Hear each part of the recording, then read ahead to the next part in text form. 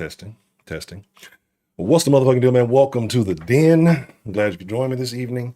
I know, these little fuzzy specks all over me. I had fucking hoodie on right before this, took the shit off, put us all in the hair and the fucking shirt. And I cannot find the little rolly deal, right?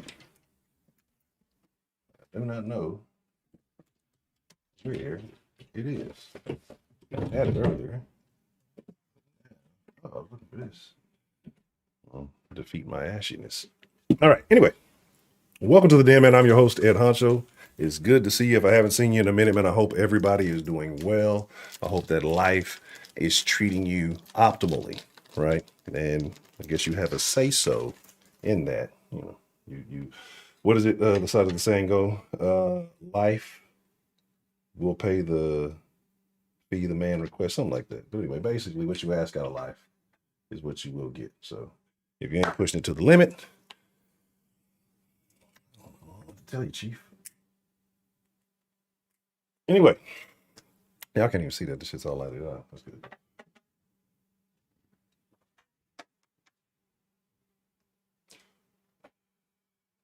That's really crazy. You can't even see this shit, huh?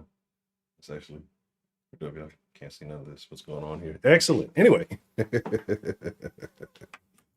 having a little bit too much fun with very simple things. Anyway, like I said, so let's get into it tonight, man. We're going to talk about what's going on with the NFL. Brian Flores, if you don't know, he was a coach in Miami. Some say black, some say Honduran. We're going to get into all that POC shit. But before we get into that, man, let's talk about what really matters, and that is you, the wonderful people who come to the den whenever we have dens. Like I said, right now, tentatively Fridays, den at 10, back to that old school shit. Let's talk about it. 335, peace. Miss Bell Northern Style. I don't drink Southern style sweet tea, so I think I'm better than Southerner. Shame on you, ma'am. I hope the new year is treating you well. DJ Big Mac, what's the motherfucking deal? 503, what's the motherfucking deal? Voodoo, somewhat on time. You know, close enough, right? Illusion, what's the motherfucking deal? White persuasion, what does that even mean? Is that like, are you persuading women to do things they don't want to do? That's illegal, my friend. Let's see. John, my favorite New Yorker. I hope all is well with you, sir. I hope the new year is treating you kindly and that everything you want is coming to fruition. See my guy Voodoo. What's the motherfucking deal? And if I missed you, well, I guess I didn't dish you. So let's talk about it, right? Let's talk about it. Brian Flores, NFL. And if you know me, you already know where I'm going with this, right? You probably already know my thoughts and feelings. If you've been in the sauce at all, you've heard me espouse my thoughts on this a few times this week. Maybe in the den. I don't know if I did in the den or not, but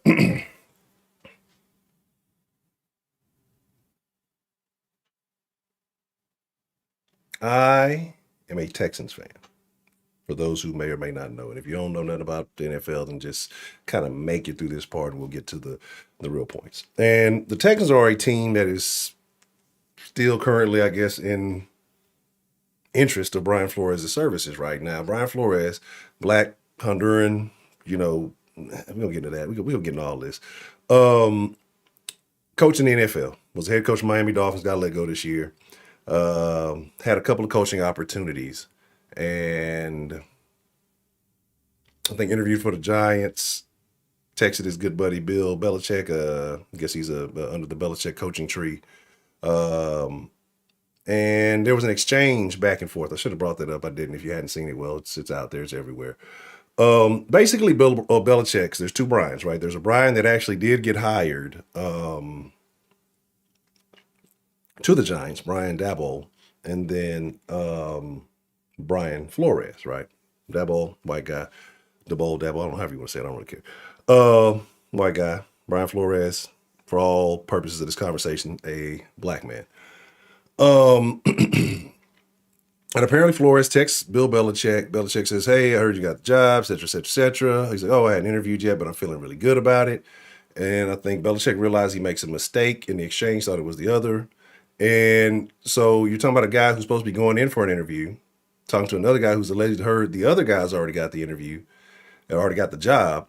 So it's almost like, well, why are you even interviewing me if you're already going to give the job to somebody else, right? Oh, the Texans are very, very, very losers. There's a big thing I talk about. Winners win and losers lose. There's culture. That's why you always see the same teams generally at the top. Same teams usually in the middle of the pack. Same teams usually in the bottom. Every now and then a little bit of fluctuation, but things tend to level out as they're supposed to. But anyway, so Flores, a candidate for the Giants job, Texans job, Saints job, which just recently opened up, and I think a couple others. But anyway, so after the Giants thing goes awry, he decides that he's going to file a lawsuit, right? Against the NFL, I guess against the Giants and against the Broncos. He said a couple of years back, he went to go interview for the Broncos job, and John Elway came in hungover, drunk, or whatever you want to call it, right? And this is really weird to me because I don't like it as a black man. And I see where people say, oh, it's racist. It's this. Let me just bust it down for you. Why? Like I have this thought process when it comes to issues across the board, whether it's race, sex, sexuality, gender, whatever y'all want to get in, whatever the fuck you want to talk about, however you want to identify.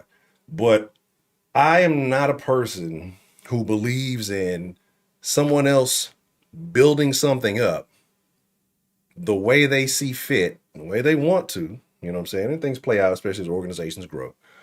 And then somebody else, I don't like that. It doesn't benefit me or give me any advantage. I don't like it. I should either, try to take this whole thing down, or I should be put in a position of power, or, we need to diversify. Diversity is a stupid thing, right?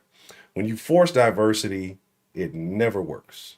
When it occurs naturally, it's always successful because of personalities that actually, mesh instead of just trying to put somebody in a position simply because the only benefit they have is they match one of these little caveats that you need, whether they be black, whether they be gay, whether it be a woman, whether it be 52 gender, whatever it is, right? And so you got to fill these needs. And that's the problem. That's the reason why we are where we are right now, talking about Brian Flores. And you say, well, what are you talking about? If you don't know, the NFL has this thing called the Rooney Rule, right? And I'm not super all into like a certain little thing I don't care about, but just to give you a breakdown of the Rooney Rule. Rooney Rule is basically that anytime you have a position open in football, I believe it's just head coach. It might be OC and DC, I can't remember, but I know for sure head coach, that you have to entertain like two black candidates, right? Like you have to just interview two black candidates. And I think this is the dumbest fucking idea ever created, right? And if there was black men who sat in on this idea of making this run, it's a stupid fucking thing. Because what benefit does it really add? If I have a candidate in mind, say I want to hire Billy the white guy versus Jaheim the black coach, right? And I already know I want to hire Billy the white guy, and it's not about Bill O'Brien. It's just Billy's his first name that came off my head. I don't know if you're a Texans fan here. Oh, you got Bill O'Brien fever. But you want to hire Billy the white guy. This is what I want. He's got the credentials I want. This is the way I see my organization going. Well, now I get to get the hopes up of two black men who have been working towards advancing within this league, right? Just any two will do. Any two random, it doesn't matter, right? And I have to make it seem like I'm seriously entertaining these candidates, right? Like I'm seriously entertaining these candidates, or I have to act like I'm seriously entertaining these candidates, and I'm selling them a whole bunch of bullshit, right? And these guys, and then you got the floors of the world thinking, oh, I got a shot, when you're just a Rooney Rule interview, right? Why waste the time? Why play the games? Why do that? What benefit has come from the Rooney Rule? Now, let me Google it and see exactly what year this was implemented, because right now, if I'm not mistaken, there's only one black head coach in the NFL. But you know what? You know what is so interesting that black head coach has never had a losing season, right? Qualified. You would say that's good. Got a bowl under his belt. 2002. So it's been about 20 years. It's dumb. 20 years, right? 20 years this rule has been in place. And you still only have one black head coach in the NFL. Like, what does it mean? It's just like this is the thing that minority groups love. And you're like, well, what are you talking bad about minority groups, Honcho? You're in the minority group. Yeah, but I'm not with that shit. Like, I don't care about it. Like, I believe in something completely different. I believe in the process. But just hear me out. We'll get to that. So you got these minority groups who feel like, oh, well, as long as I get some acknowledgement or some form of representation, we've arrived. We've made it, right? Now that'll do for a couple of years, and then we're gonna want more, right? Pretty soon I'm gonna be interested when they have the whenever they have the next NFL commissioner, if there'll be a Rooney Rule interview for him. And anyway, so you got all these people who want representation. They want to see somebody that looks like them, whether they're qualified or not, in a position. They don't care if that person burns the whole thing to the ground. They just want to be able to say, hey, look, black people or gays or, whatever. Things that don't really matter, right? Because it should really be about qualifications. It should be, is this person qualified to hold this position down? Is this person qualified to, accomplish whatever task are deemed necessary at this position? Not, are they black, are they white, are they the best available candidate, right? That's how I feel. So you're like, well, Honcho, well, what about it? The league's mostly black. There should be more black. Why? Why? Do most black players get into coaching? Like, or do they go on and do other things? Just because there's so many of them, right, doesn't mean that they should be equally represented in the coaching ranks. Now, is there an unlevel playing field? Yeah, possibly. Possibly. It could be. Like, but how do you prove it, right? Wow, I just realized whoever did that thing on the widget I used, they misspelled February. Anyway, so yeah, maybe. But like I don't care about that. And you'll say, well, that's unfair, that's unjust. No, it's not. Not at all. When you're talking about a person or a group of people who built something, like I said, the way they wanted and or intended, and laws change, rules change, and you got to accommodate these things. You can't be mad if things go the way they want it to go, right? If you want to be a part of that. I've been saying for a long time, with every single one of these incidents, whether it be some type of corporate representation, we need more female CEOs, or we need, more black CEOs or representatives. Well, if you want that, just go build your own. Like whatever it is. Like whatever it is you're seeking, instead of trying to knock the white man at the top of it or whoever it is at the top of it out, because they're adding the Asians with the whites now. The Asians are white now because they need the Asians to fulfill the narrative. So they can't use those certain minority arguments anymore, right? Because the Asians excel over the whites. And the whites, then it's, depending on what topic you're talking about, it's going to be some kind of black Hispanic mixture there, depending on, whatever. But, so instead of saying, hey, let's do our own thing. Let's build our own thing. This is why I do commend Hispanics, because they go build their own things. Instead of just want to take over something, because I've liked participating in this league for a long time. I should be coaching it. Well, start your fucking own. You're talking about a league that has made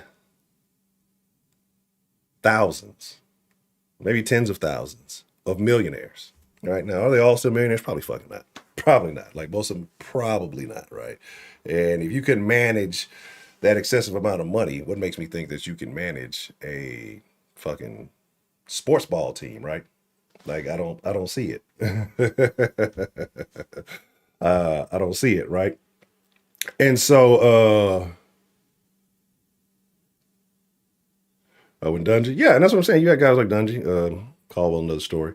Like if you deserve it, you'll get it. Sometimes you may have to work hard for it. You may have to work a little hard. That's just the way the world is. Like you may have to prove yourself. But my thing is, again, a league that's made tens of thousands of millionaires. All right. You're talking about the NBA, same way. Baseball's it's another story. Hockey, completely different story. But I don't see why, we're so special. Let's keep it on the black conversation right now. We're so strong and united. We got this united front and we're all wanting the same thing.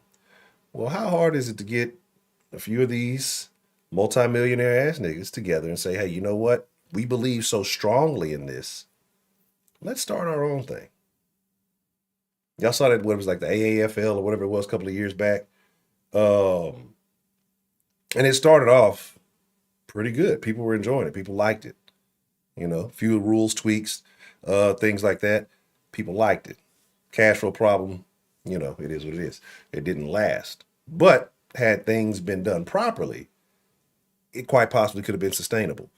The XFL, another secondary league. Initially, when it first started, it seemed like a joke because of the way they did stuff. It came back, had a good run. Houston could have won something. Fucking Corona. And it's going to be coming back soon, and people are in anticipation of that, right? But you don't know none of the niggas in the XFL right now. Like, who knows? But people want to watch, right? Like, you don't know who's going to be on what team, what roster, whatever, because it's not going to be a lot of the same guys who are there. I'm sure they're on practice squads or working at car dealerships or whatever the fuck they're doing now. But people are still in anticipation of wanting to watch the XFL, right? Again, do you know how many young dudes it is coming out of college who would be more than happy to play in a league, get paid a decent amount of money? It ain't even got to be a whole lot. I'm going to be honest with you. You got motherfuckers in arena footballs, you got motherfuckers all this stuff, and they will play. A little insurance, a little cash, they will play the game, right? So you could afford to fill out rosters. You make the games are entertaining enough, in which it should be, sponsors will come. If there's attention on the product, sponsors will come. People will come wanting to, put money into this thing. As far as these players too, and not only do you invest in it, say you're a big name star, one of these guys who are out there, you go play for the league. Or you're getting later on in your career, right? Almost like Ice Cube did with the Big Three. Ice Cube never don't play no fucking sports. It's a big name. He's his name. You know his name. So it's probably helped him in getting that together. But if a guy that has no sports background is able to put a little league together and people watched it and were entertained by it, a little 3-on-3 basketball with some old ass players, you telling me it ain't a couple of players out there who still they just ain't quite ready to let go, that wouldn't be willing to play, just they got enough money, they whatever else it may be, just to play the game. People will watch. But let me tell you what the problem is with this. The problem with that is you got to do the work. You have to lay the foundation. You have to do the things that have been done over the entire history of the current NFL that has gotten them to this point right here. But that's not what people want to do. People just want what you have and they want it now. Just turn it over to me now. But I got a couple of articles, and I'm gonna go over these articles so you can kind of be informed. I forgot I actually did have them, and you know what I'm saying. 335 bot in the Google Play Store. That's funny. Let me make sure I got this up. So that's the hub. Y'all don't want to see that. That would be terrible, right? And I'm just joking. I don't have the hub up. That would be a dangerous game to play.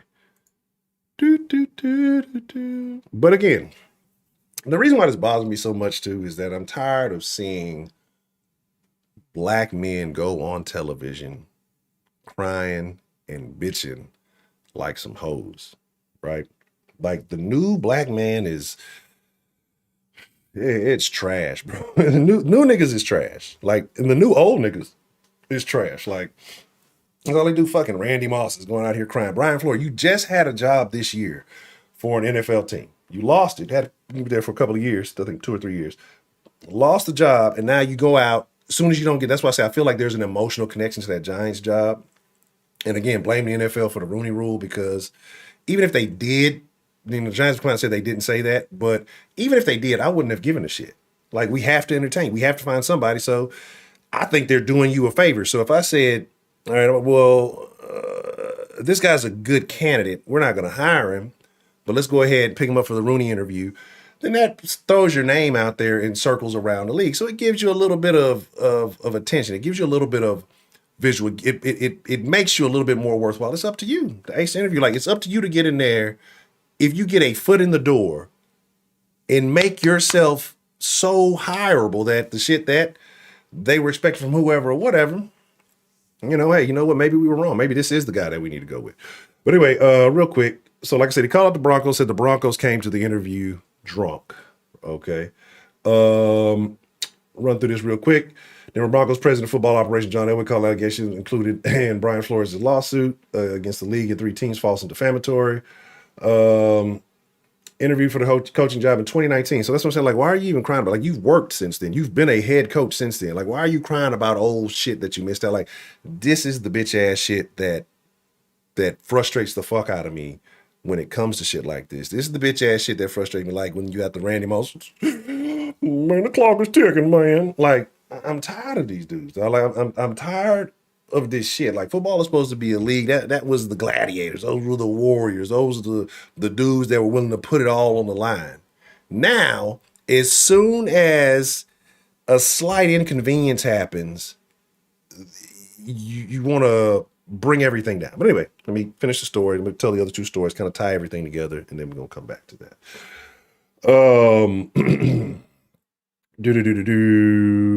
Elway released a lengthy statement Thursday in response to Flores' potential class action lawsuit against the NFL, the Dolphins, the Giants, and Broncos, right? It's filed earlier this week.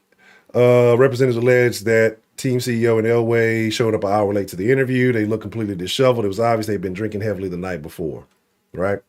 Broncos interview was labeled a sham. Broncos never had any intention of considering for a legitimate candidate for the job. That's the Rooney Rule. Like that's your fault. I mean, like that's the Rooney Rule, right? Vic Fangio, all right. I want y'all to remember that name. We're gonna come back to that. Was eventually hired for the team's head coaching job in 2019. While I was not planning to respond to the public false defamatory claim by Brian Flores, I could not be silent any longer with my character, integrity, professional being attacked. I took Coach Flores very seriously as a candidate for a head coaching position in 2019, enjoyed our 3.5-hour interview with him. Along with the rest of our group, I was prepared, ready, and fully engaged with the entire interview as Brian shared his experience and vision for our team. It's unfortunate and shocking to learn for the first time this week that Brian felt differently. For Brian to make an assumption about my appearance, state of mind early that morning was subjective, hurtful, and just plain wrong. If I appeared disheveled, it's because we had flown in during the middle of the night, immediately following another interview in Denver, and we're going on a few hours of sleep to meet the only window provided to us. I interviewed Brian in good faith, give him the same consideration opportunities over the other candidate. Said 5 people interviewed. Team has detailed notes, analysis, evaluation from the interview, et cetera, right? Pro Bowl is a joke. Look at these niggas. Anyway, so landmark lawsuit, whatever that means. It's just a lawsuit. Said first line of defense is that the case cannot be processed in court, must be resolved via arbitration. Coach agrees that all matters between coach and club, including without any limitation, any dispute arising from terms of this agreement, shall be referred to the NFL commissioner or a commissioner appointed representative for the NFL for binding arbitration, and the decision be accepted as final, conclusive, and unappealable. So, again, it's probably not going to go to court. We'll see what happens. There's probably a lot of information that won't get put out there. And then he says that this is the thing that gets me, right? This is the thing that gets me. We're going to talk about integrity and things of that nature. Report that unnamed witness heard Stephen Ross offer Brian Flores $100,000 for each 2019 loss disappears from NFL.com. Report delivered by Cameron Wolf. Became an article. Article's gone. Link is dead. Doesn't include anymore. False, malicious, defamatory. Well, that's the word of the day, I guess. It's no surprise Ross faces potential criminal liability under the Sports Bribery Act. The real surprise was it published in the first place. Anyway, all that shenanigans, tomfoolery, hogwash. Here's my deal. So that was the thing that he said, right? He said the coach offered him $100K per loss, right? Now, my thing is, I don't know whether he took it or not. If he took it, then this whole thing needs to be thrown out the fucking window because your integrity is diminished. You willingly, you know, wasted guys' careers if you took that money. And he came out and said this. Then also after saying this, Hugh Jackson comes out and said, "Yeah, Cleveland, I got paid 50,000, or they were paid offer me 50,000 per loss." Right? Again, you're talking about a game that's still relatively brutal. Guys put their lives on the line, injuries, permanent injury, whatever it may be, and you over here losing on purpose for a check. My thing is this: why was that not initially the issue?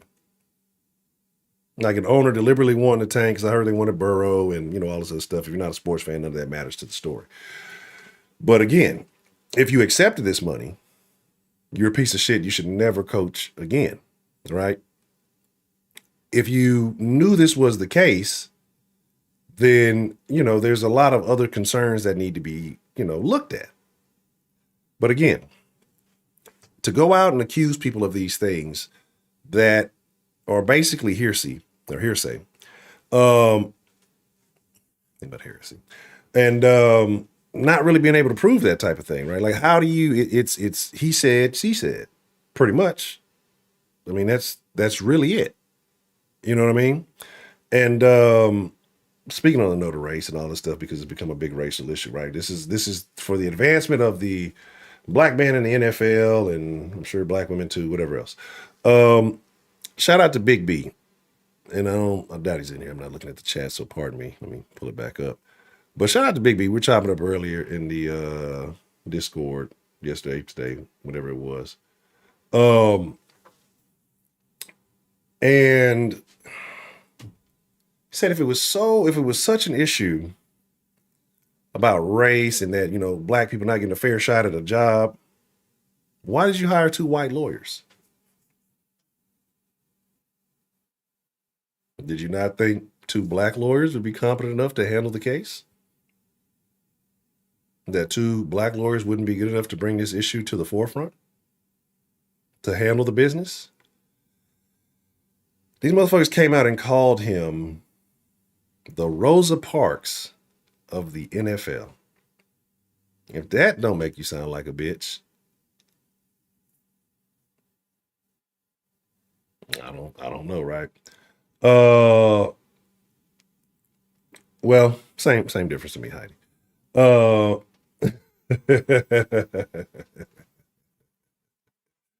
hey, look, it worked for the Bears, right? So there's that. But anyway,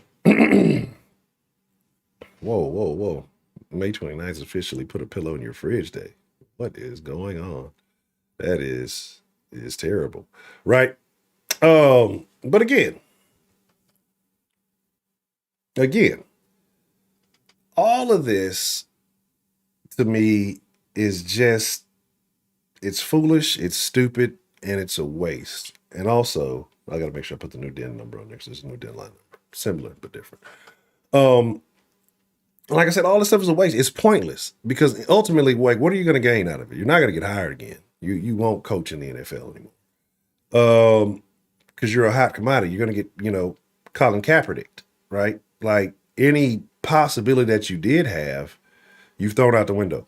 You had two other opportunities still relatively pending, right? With the Texans and with the Saints. Now, you still had two interviews. But instead of attending those interviews, you decide to forego that and sue the NFL, right? So instead of saying, hey, maybe there is an organization that truly wants my services, that truly appreciates me as I am and what I'm trying to accomplish, you want to get out there and start crying. I think it's all a bunch of bullshit. Like, think about it. Right? The NFL's been on this big push, all kind of stupid stuff. They were on the gay thing, the gender thing last year, whatever. It's February. It's February. And we all know what that means. It's Negro history time. And I find it funny that day one, February 1st, the black guys suing the NFL. even though you still had other opportunities, even though you still had other chances. Like if your goal was to ultimately coach in the NFL, you max out those chances. Now, if none of those things would have come to fruition and none of those things panned out for you, then, if you feel that seriously about your suit, go ahead with it. I still think it's relatively frivolous, but it is what it is. I'm not going to get too much into it. Ty Baker, what's the motherfucking deal? But here's my thing. Here's the thing, right? No, he's not. He's going to coach in college somewhere or Canada, if that's still a thing. But I wouldn't. And here's my thing. Ask all the players about Brian Flores. I know what Brian Flores is thanks to a special individual. But, considering that I do sports on the other channel, you got those type of people who say those things. I know what Brian Flores is. I know who Brian Flores is. And prior to that, before that, I don't want him on my Texans. But this is what's happened, because look at me, I'm a Texas fan. And like I said, I also have a Houston-based sports channel for those who don't know, primarily talking about the Texans. So I kind of keep a pulse on what's going on with the team, with the fan base, just to see how people feel. Whether I agree or disagree, it doesn't really matter. But what I have seen is that now you have so many of these Texans fans saying stupid stuff. Idiots. One, they're already desperate because, it's either between a guy who's never coached in the NFL or higher than the high school level, or this guy who's crying racism because he hadn't gotten a job in a couple of weeks, right? So, like I said, so everybody's saying Texans should hire him and do the right thing. What the fuck is the right thing? Did the Texans do something to Brian Flores? No. His beef is with the Broncos. His beef is with the Dolphins and with the Giants. The Texans don't owe Brian Flores shit. The rest of the NFL don't owe Brian Flores shit. Because what we do is we just look at a situation. We don't look at the person themselves. Oh, he won some games. But he also lost locker rooms, right? This guy, the Brian part of his name is right? If you've been a Texans fan long enough, you know what I'm alluding to, right? And so you got these people who, not even for the credentials, for the fact that we just need more black coach. Texas just hired a fucking black coach, right? Black coach who was unqualified in many people's opinions, was never in a coordinating position, was never in a position for anybody else to consider a head coach. Nobody ever entertained it. This is the only interview he got. Somehow he got the job, right? This guy's had multiple interviews, has actually been a head coach, still relatively young. Like, that's what I'm saying. Like, motherfuckers nowadays are young. They're not, there's no longevity in the fight. And I get it. And I get it. If I was a different person, I'd take advantage of it. Why not, right? What do you have to lose? Oh, you're doing me bad because I'm black. Here, now I get $1 million from a bunch of idiots, right? Speaking of that, has anybody seen BLM lately? Has anybody seen BLM lately? Apparently, they said nobody's been at the headquarters for months, right? Apparently, they said they don't know where the $60 million is. There's like $60 million that nobody knows where it is. The founders haven't been around in months. I mean, what's up with that? Because I know all the money that was going to BLM and all that stuff I didn't get my black piece. I didn't get my piece of the BLM pie, right? I thought that was for all of us. We're all communists, everything for everybody. Or just a bunch of niggas get some fucking high-priced mansions and run off with the money, and the rest of us sitting here looking stupid. Well, I'm not looking stupid because I ain't never been for them motherfuckers, so fuck them. And again, but you still have those people who believe that BLM is out there in their best interest. Yeah, Black Lives Matter. Black Lives Matter don't matter to black folks, right? Like, I was going to do the thing I usually do when we haven't been around a while and show y'all a bunch of videos, but I didn't want to do that today. Depending on how schoolwork goes this weekend, I got an exam and a paper due. I can knock that paper out tomorrow. That's nothing. We may have another. We may have another den this week because I hate being gone so long away from you guys. I love y'all here in the den. Yeah, it's no bumper sticker for me. That should have probably weather away anyway. It's probably made out of artificial sticker paper. I don't even know what that means. But I mean, like here's my thing, right? Like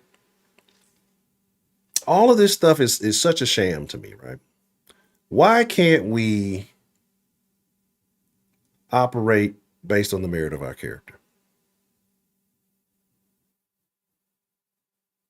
Why is that such a hard thing?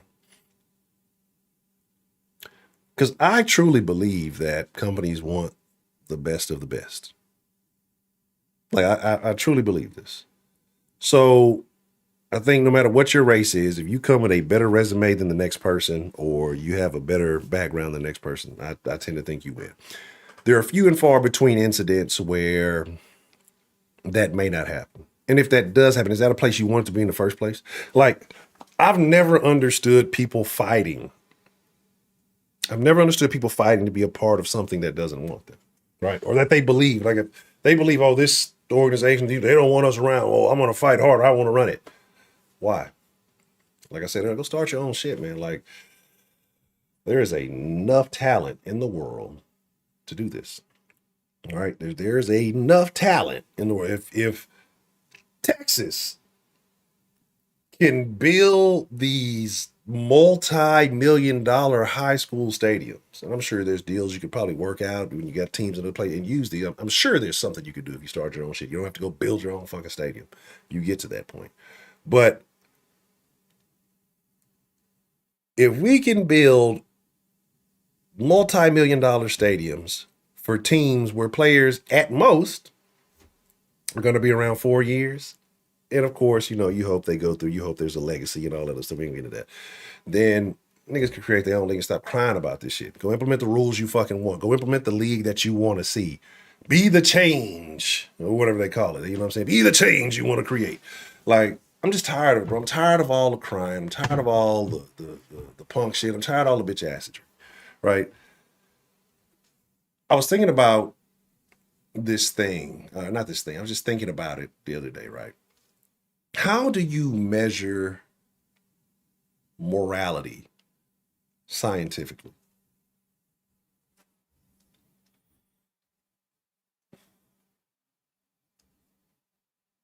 Like, that's what I'm curious. Hey, Jen. Hello. Hey, yo. Lovely Miss Jen joining us this evening.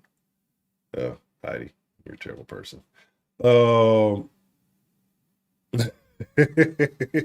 Escalades, old swank is terrible. They still make Escalades? I haven't seen Escalade in a while. But again, how dare you, Heidi? How dare you? You know what I'm saying? Yeah, I remember doing them when I was 14 too. And then I waited a bunch of years and now I'm doing them again. But the one thing is, the shit is just easy. You just fucking do it. And yeah. I just don't be wanting to do the shit. It's like, that shit's stupid. Anyway, so this is what I'm gonna do. Give me a second. I'm gonna put the new number up here in a minute.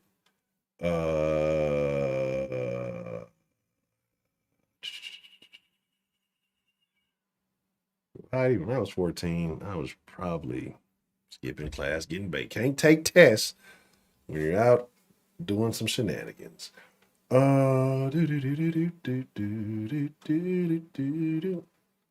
and I agree. Like, my whole thing is just like, you just got to be like, and this is why I say I get so frustrated, because this is the problem with black folks in America.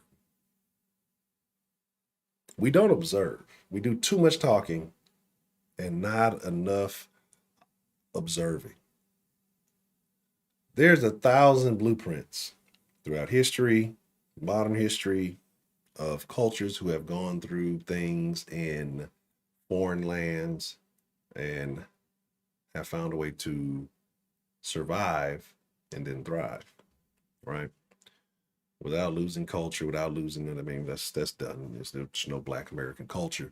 But the only thing we're doing now is just crying, excuse me, not we, that they're crying, and hoping that, somebody takes pity on you and feels sorry for you and you know, whatever happens after that, I don't know. I don't understand it. You got too many niggas who are willing to be victims. Like, you look at when there were real situations in this country, you know, say 50, 60 years ago, when it was maybe quite a bit more prevalent, um, that I could say maybe there were some things that were happening. There were actually laws that prevented people from, you know, being able to do certain things. And even then, people found ways to have success. People found ways to succeed. Now, in a day and age where opportunities are endless, there's more crying, more bitching, more complaining than ever, right? And it's to the point where I hate them niggas. You seen the fucking, what is it, the black lawyers saying they need a safe space and reparations? I see why Brian Flores ain't hired none of them niggas. You feel me? Like, if this is what my lawyer is doing, crying for a safe space and fucking reparations, like, this is all motherfuckers is doing is crying, crying, crying. I don't understand it. Like, the further we get away from that shit, the less valid your argument is. And you go back, look, like I said, at that time in the 50s, 60s, when blacks were doing better for themselves, we can talk about what policies that were enacted that made that number start to go downhill. And again, when you start giving motherfuckers handouts, when you start making motherfuckers have to figure it out or stop having to figure it out on their own, when you start subsidizing shitty lifestyles, shitty behavior, and shitty mentalities, then what happens? You rap about it, and the culture as a whole goes to shit. You know what I'm saying? Yeah. Wider than bigger. But that's what it is. That's the game. What you hear everybody say, it's lonely at the top, right? Like, it's lonely at the top. You think any of these motherfuckers care about the niggas that didn't get drafted? You think any of these motherfuckers who trying to make the league care about the motherfuckers who ain't put in all the work? No. Who didn't do the thing? No. Nobody cares about that. It's only when you can try to make it seem, it was because I was black. Nah, you just might not be good enough. You just might not be the fit, right? I'm gonna be honest. I'm not wasting 3.5 hours on a motherfucker I know I'm not gonna hire. Like, it would be, hey, thanks for showing up. What's your favorite color? Some of them elementary first date ass questions. It'd be some stupid shit like you would know. And I'd be honest. Like, if it was me, I guess I could get away with it black. I'd tell them, look, this is a Rooney Rule interview, buddy. I'm just telling you. You don't even have to show up. I'll give you $100,000. But yeah, the competition gets tight. There's not enough room on the plane for everybody, right? And so why don't you say bus? The bus stays on the ground. The plane, it goes up high, right? Up. So if you're fuck Heidi's ladder, we're talking plane, sky high clouds. You ever seen a ladder in the clouds? Yeah. They built the ladder to heaven. 9/11. 9/11. Shout out to South Park. That's a great show. All right, give me a second. Let me I guess I need to make a thing that has the number on there. I don't think I've used this format in quite a while. Because the last one we did, I think I used I used all the old Christian stuff. Give me un segundo so I can give y'all the I was gonna talk about shitty Vic, but I don't want to talk about Vic. Never mind. But again, like, and here's my deal. If a motherfucker don't want to hire you and they end up not having success from them, guess what? That's on them. Who gives a fuck? I think I know the number from memory.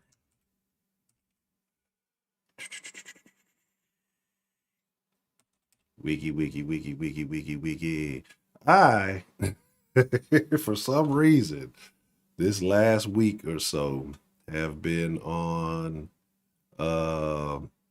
Let me say this properly because it can sound really bad really fast. I have been listening to a lot of SPM for whatever reason.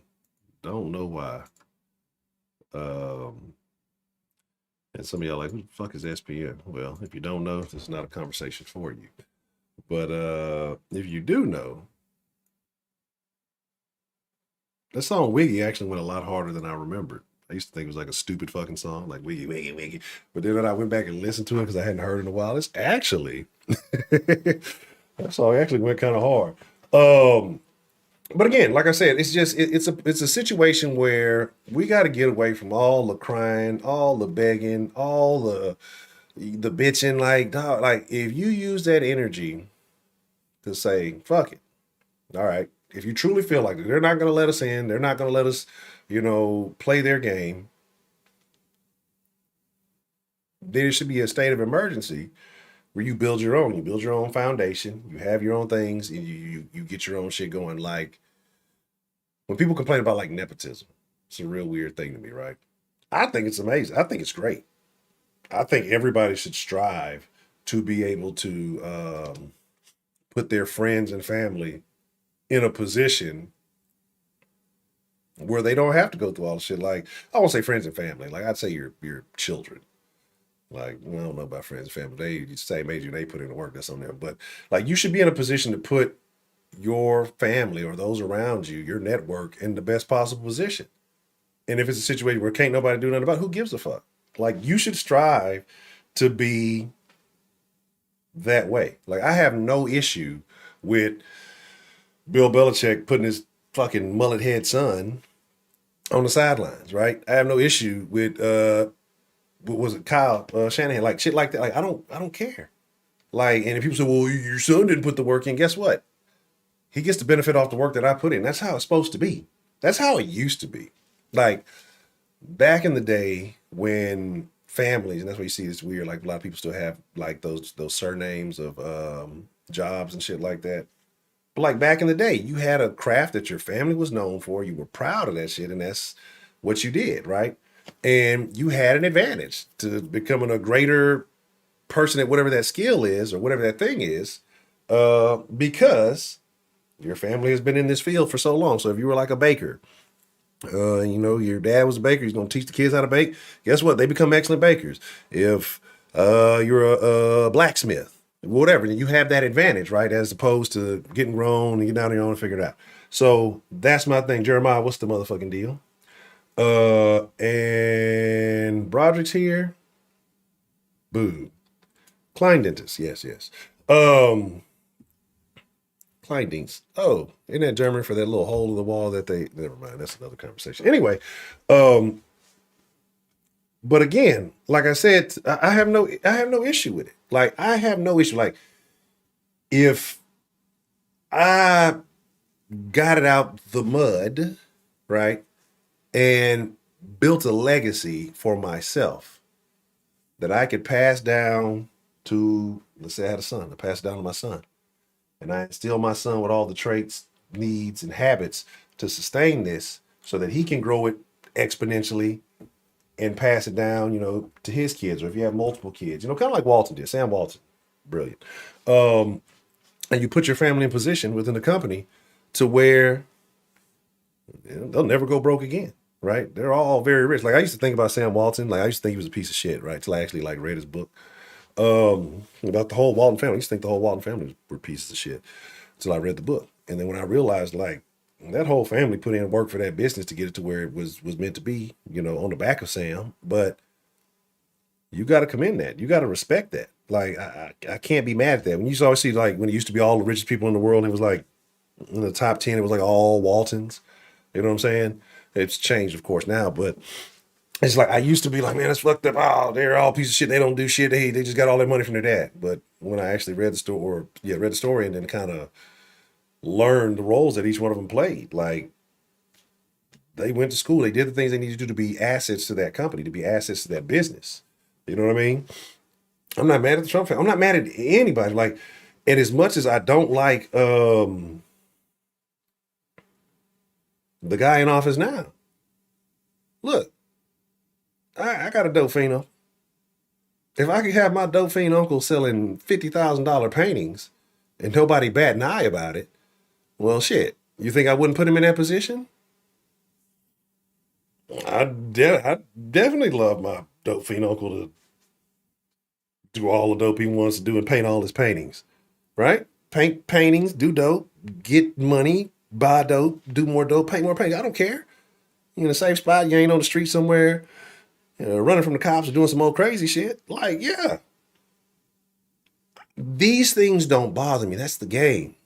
That's the game. You should be striving to be in that position. You should be striving to put yourself, your family, and friends in that position. Oh, awesome. It's a very strong word, but he's a person. He's a human being. Oh, that saying, man, well, if he did it for America. All right.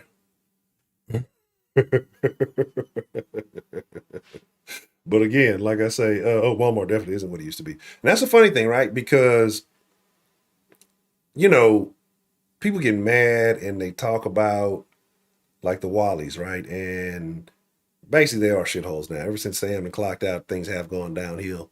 Walmart used to be a standard to Walmart's. It used to be a job that you could take pride in. People love their jobs. You had good benefits actually. Back in the day. What was it like? I forgot, stock matching or whatever the fuck it was. A lot of people who started working at Walmart early on retired pretty well off. You know what I'm saying?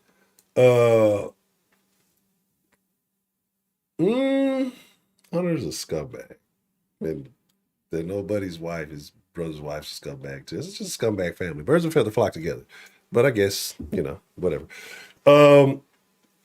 But my thing is, like I say, you should be striving and fighting to put your friends, family, associates, cohorts, whatever it is, in position. And you do that by building your own. You do that by taking, the brunt of the difficulties, the obstacles that you have to overcome, and you lay that foundation. You may not get to capitalize and maximize from the benefit of it, but you know that you've paved a way, for all of those that come behind you, right? And you don't have the future of this crisis. So if niggas would have been doing this, I say, build your little rinky-dink ass league.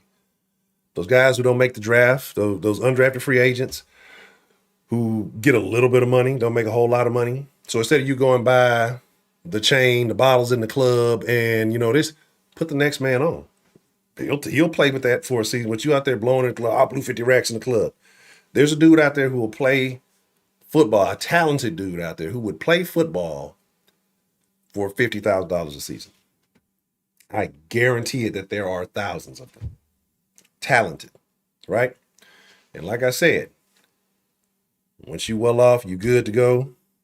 You set your own situation. You go play for your own function. You go do whatever. You generate those eyeballs and those attention. You're talking about guys who have millions of eyeballs watching everything they do. They get arrested, 1 million people know about it. They beat their bitch up, 1 million people know about it. They go buy a car, 1 million people know about it. They go get illegal massages, 1 million people know about it. So you're telling me you can't take your talents just shift fields, right? Appreciate the love, young Ken. Yes. The last OG. And I'm not talking, what was the buddy name? What's his name? Tracy Morgan. I don't find Tracy Morgan funny. But appreciate the super saucy. That's not sauce chat. It's something I'm saying. Appreciate the love, young Ken. But again, like I say, so it's just a situation where all of this shit can be cleared up. Like, because guess what? If Brian Flores sues and wins, who benefits? Brian Flores benefits. That's it. Not another black individual in the league benefits from that. Just Brian Flores, right? That's it. But if motherfuckers paved the way, went and laid the foundation to be successful, then that'd be a different conversation. Say all these guys who are fighting to be in the league and to do this and do that, and it's a black issue now. It's such a black. Why don't you go coach in one of these HBCUs, right? Like you know what it is in the league. Why don't you help some of these HBCUs get their shit together? Just hope the fucking faculty ain't stealing all the goddamn money. But it's like all of this shit to me is just like I say, it's crying, it's complaining, it's a turn off, bro. It's like I'm tired of it. Like honestly, like I think about it like the NBA. Love the Rockets, right? Love the Rockets. But it's like I damn near almost don't want to watch NBA games because if you think about it, what was it, 2 years ago when they were in the bubble and doing all the BLM shit and doing all this other, like, I don't care about that. And I remember it, as a matter of fact, I remember the Lakers and the Rocks were playing. And just like out of nowhere, middle of like a fast break, well, as a transition takes place down the floor, let's transition to a topic about Breonna Taylor and what happened with her, because Black lives do matter and we just need to take some time and have a moment of silence. Like, what? Nigga, what the fuck does Breonna Taylor got to do with Westbrook fucking losing the ball? Can't fucking do, like, what does this have to do with anything? Like, why? In the 90s, maybe late 80s too, I don't know, maybe late 80s, early 90s, there was the stereotype of the angry black man, right? Man, that's where I'm at too. Like, it's like I've been wanting to get into it. One of us was like, I don't want to hear none of that bullshit. And so, like I say, it was the angry black man. I'd rather the stereotype of the angry black man than the crying Jordan black man, because that's basically always like, y'all don't understand. Like, honestly, and I'm gonna keep it 1K with y'all. I'm gonna keep it 1,000 with y'all. My sports fandom took a major hit last year. You know what I'm saying? Yeah, and that's what I'm saying. That's why I don't get it too. But you got a lot of what it is you got suburban blacks really be the main ones crying this shit. Like, because if you in the hood, wherever hood you from, dog, it's always white folks in the hood. This essays in the hood, and motherfuckers get along. Like, Houston is different. Houston is really different. I'm gonna explain, especially with the hood shit. But my fandom took a hit last year, like overall sports fandom, and it wasn't even anything that one of the teams I specifically root for did. It was a combination of, prior, like I told you, the basketball thing with BLM. I was like, that was super turn off. I don't want to hear that bullshit. And then the crying Randy Moss. The crying Randy Moss shit after the John Gruden debacle or whatever. Like, it made me look at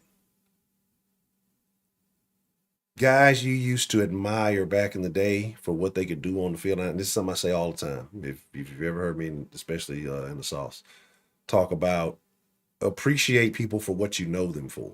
Like, I don't care about an athlete, and their political takes. Like, I don't care about who LeBron wants to vote for. Shut up and dunk, nigga. You know what I'm saying? I don't give a shit about Randy Moss's feelings on racism because I don't think they're genuine. Almost had my civil rights taken away from me, man. What, nigga? Shut the fuck up. And so it's gotten to the point where I look at a lot of these motherfuckers like pussies. You know what I'm saying? Like, I really do.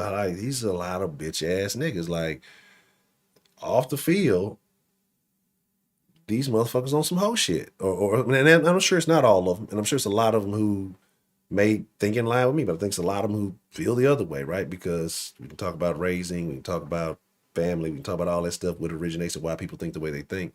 That can be a whole nother den. But it disappoints me.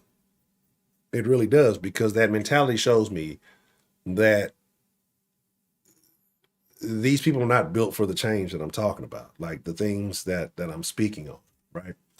And so, crying Randy Moss said it's back 1,000 years. Oh yeah, yeah, and like that's what I'm saying, like that shit right there, yeah, and all the DBs must suck. But that's what I'm saying, like that shit, dog, that's just like, man, this bitch, like I'll never look at him in the same. Like I'll never watch another Randy Moss highlight. Like, never. I don't even want to see that nigga. Like what's the name said? Rex Ryan should have reached across the table and slapped the shit out that nigga. But again, gambling on MMA, I hope he won some money. But, like I said, all this shit just makes me disgusted, bro. And I look, and I hate to say it, I look at everybody, and I'm gonna say everybody. but I look at a lot of individuals differently, and it impacts the way I respond to it. And it just made me really lose a lot of heart. That shit really, like, it did, right? And it just, I'm like, dog, these bitch ass niggas, these motherfuckers is some hoes. But going back to the Houston thing and why I say Houston is different. And I told y'all that I had been laughing about that was the lawyer, the Georgetown lawsuits were the ones that set in begging for reparations and crying and shit. Fucking bitch ass. I would never have. That's what I'm saying. Like, niggas make you not want to get black lawyers anymore. Like, this is what I'm saying. That's why old buddy Randy got him some other lawyers or whatever the fuck you want to call it. Like, why? You're gonna hire who you think has the best chance to get you in the position you want to be in, or be successful or whatever. So Brian Flores did the exact same thing those teams did. Wasn't about no fucking race. Do you think he even entertained a black lawyer? Hell no. Hell no. Well, let me tell you what future lawyers are going to do, especially black lawyers. They're just going to go into court and say that's racism and get off on everything. Do you even have to be a lawyer? Like, if all of those people are, they should all, hopefully they're all going for criminal defense, right? Hopefully they're all criminal defense lawyers. Because you just work in a democratic city and you don't have to do anything, right? Because you're just going to get off. The funny thing, they were trying to make T.O. wait another year for the Hall of Fame, but only voted me in because Randy Moss was already getting the media. Yeah, that's dog. T.O. for all the shit motherfuckers gave him was way realer than Randy Moss. Right? Way realer. But like I said, the thing about Houston is very unique. And I find it extremely unique, right? And I told you I was listening to a lot of SPM back in the day, right? And so the thing about it is I was listening to SPM. A lot of them, who was one of these new rappers they were giving a lot of flack for saying nigga. It was somebody that they were giving some shit for saying nigga. But anyway. Oh, it might have been no, it was some little beef, I think, with some Mexican dude from Fort Worth and the little rapper down here, Peso, right? And he was like, Mexicans don't even say nigga like that, and this and this. And I'm like, it must be different breeds of Mexicans, right? Because down here, Mexicans been saying nigga forever. Mexican, that's my ass, that's my nigga. Like, and I was listening to OSPM rapping, and niggas was saying nigga all the time. Like, you ever whoop a nigga until he really looks silly, wiggy, wiggy, wiggy, wiggy, wiggy, and you didn't think twice about it. Told y'all growing up, my best friend, Essay, Mexican dude, was basically a nigga. Niggas, motherfuckers thought he was Creole or something, because it was his demeanor. Down here in Houston, Hispanics are different. It's different, right? Like, the relationship is like, you want to say, now don't get it twisted. Depending on how you choose to operate, some essays it's just not gonna fuck with niggas. Some niggas just not gonna fuck. It's just some people that's just gonna be like that. But for the most part, because of how motherfuckers live down here and operate down here, it's not a difference. Like, I know a lot of places where they like, man, nah, we don't say nigga, we don't do this, and this. But down in Houston, it don't be like that, right? You know what I'm saying? It is what it is. But speaking of gloves, Kanye wearing black gloves now. I don't know. I don't know what Kanye been on. Ever since he been cutting his hair all weird and dating that little semi-Kim lookalike. Let me tell y'all something. Let me tell y'all something else that didn't change my whole perspective up, right? The whole perspective, right? And I said the Mexican thing because what Jeremiah was saying is down here we don't be on the BLM. Like, niggas really don't be on that shit. Like, you saw there was a march, but you didn't see all that rioting and crazy shit go down here in Houston. Like, you didn't see all that foolishness and shit go down. It was a large march. You didn't see all that shit happen.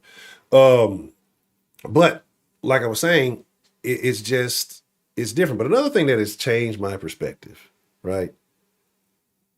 Pete Davidson. Pete Davidson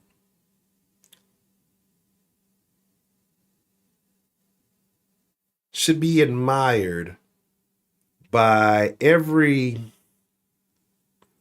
beta, I don't like using words like that, or every subpar male in America. The guy is a self-deprecating weirdo. Now, he's kind of funny. I watched a couple of stand-ups. Some are funny, some are a little bit like, oh, okay. A little shocking, but funny. Funniest guy on the planet? No. Kind of funny. Looks like a real questionable character. But this dude then already got to bust up some of the most wanted women in America. Not necessarily wanted by me, but if we're just speaking in generally, some of the most coveted women in America, celebrity entertainment women. He busting them up. And this guy's a weirdo. So it is what it is. I don't know. I said there were other rumors than that. But now,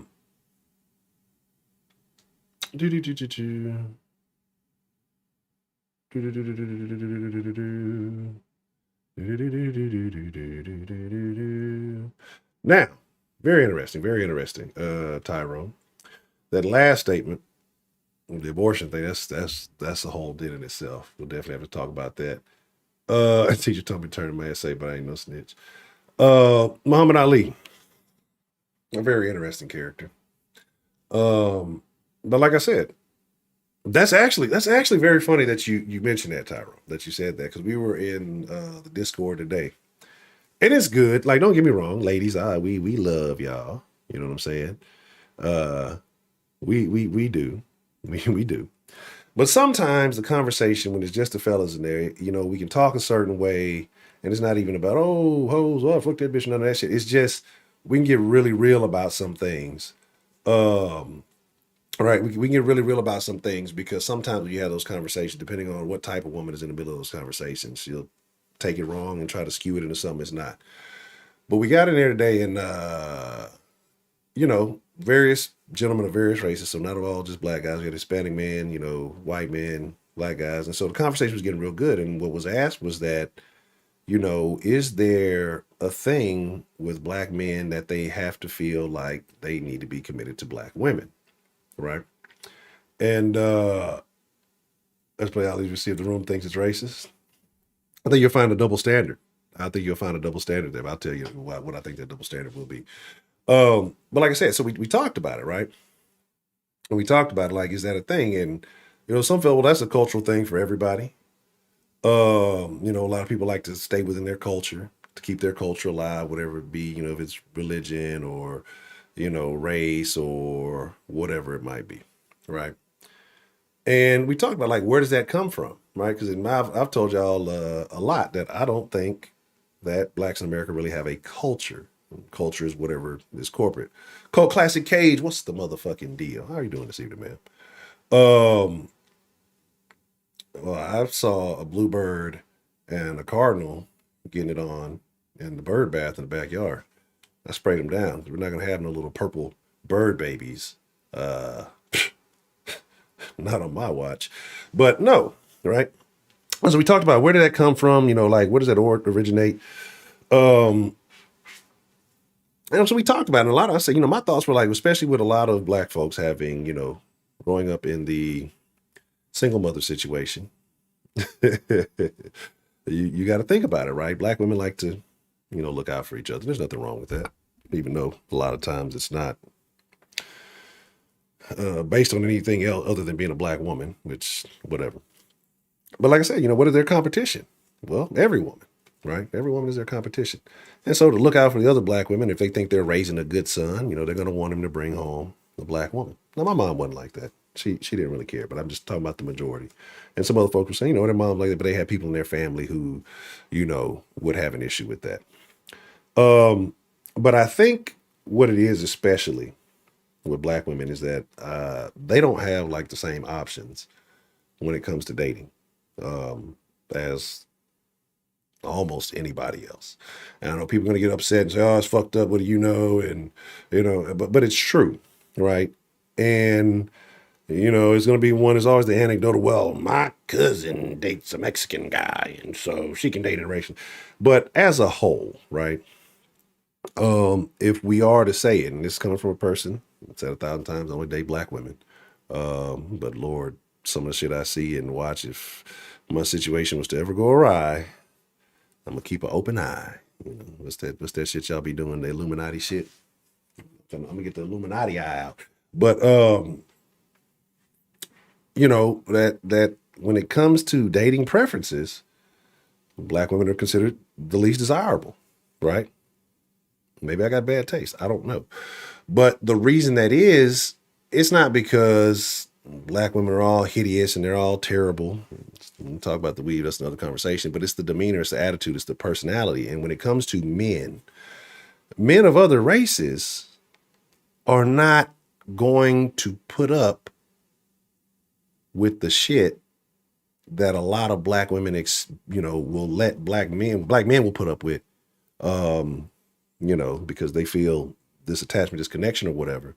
A lot of other men ain't finna do that shit. And they got options, right? Like they got options, it is what it is. So, yeah.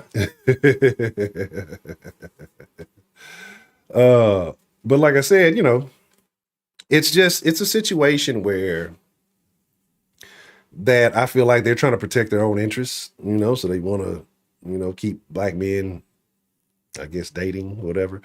But you also see that as an insult. Black men always date not to race. They get some money, go get a white woman. Well, it's not necessarily always true. It's easy to point out when you see it. But like, why is that a stigma? Why does that matter? Because a lot of times it's black dudes you didn't give a fuck about. But as soon as you see that, it's not with a sister, it becomes a problem, right? So my thing is, like I said, just it's a desirability issue. And we talked about a bunch of things. Like I said, I'm not going to go into that whole conversation all the way into it again. But my thing is, you say you old, you too old, and so on. Terrible. But again, like I said, it's a situation where it's unfortunate, but sometimes the things you embrace as a community can, be detrimental. Jay Dunn, no, I don't know. I'm not even sure who Jay Dunn is. So that's kind of my thing. Like Black Element, what's the motherfucking deal? Like that's kind of my thing, and especially now with all the wokeisms, and you got a lot of the, black women don't even feel like they're a part of this thing anymore. Like it's become so divisive, and we were talking about this also earlier. Have you heard of